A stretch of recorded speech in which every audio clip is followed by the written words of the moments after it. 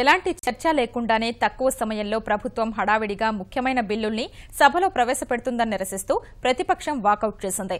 ముఖ్యమైన ప్రభుత్వ ఆస్తుల రక్షణ బిల్లు, ఇతర కీలక బిల్లులపై చర్చ లేకుండానే ముగించడంపై అసంతృప్తి వ్యక్తం చేశారు. జగన్ వ్యాఖ్యల్ని మంత్రి యనమల తోసిపుచ్చారు. బిల్లుపై చర్చకు సమయం ఇస్తున్నామని చెప్పినా వాకౌట్ చేయడం ఎంతవరకు సమంజసమన్నారు.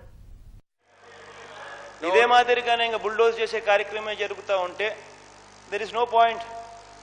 ఐ థింక్ మీరు ఈ పాట అయిపోయి చేసిన తర్వాతనే మమ్మల్ని పిలవండి అధ్యక్ష. Will stage walkout.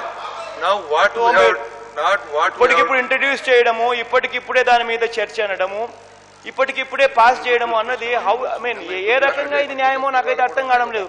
ఇది నా 5 రోజుల సెషన్ కాబట్టి బిల్స్ కూడా పాస్ చేసుకోవాలి. చాలా బిల్స్, ఒక బిల్లే కాదు సార్, దాదాపు 7-8 బిల్స్ పాస్ చేస్తున్నాను.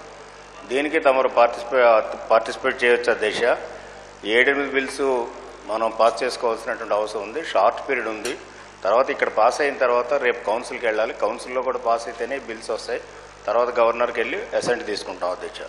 పంచాయతీ చేద్దాం. అదేవిధంగా డిపాజిటర్స్, అగ్రిగోల్డ్ కానీ అనేక రకాలైనటువంటి చిట్ ఫండ్స్ కానీ ఇవన్నీ కూడా ఇమీడియట్గా చర్యలు తీసుకోమని డిపాజిటర్స్ కానీ పబ్లిక్ కానీ చాలా ఒత్తిడి ఉంది అధ్యక్ష. ఈ డిపాజిటర్స్కి కూడా అర్జెన్సీ ఉందని చేత మేము తీసుకొచ్చాం. అంచేత ప్రతిపక్ష నాయకులు క్లారిఫై చెప్పకుండా ఒకవేళ మళ్ళీ వస్తారా స్పెషల్ కోర్ట్స్ అన్నప్పుడు స్పెషల్ కోర్ట్ బిల్స్కి మళ్ళీ పార్టిసిపేట్ చేస్తారా చెప్పకుండా వెళ్ళిపోవడం అనేటువంటిది కరెక్ట్ కాదు అధ్యక్ష.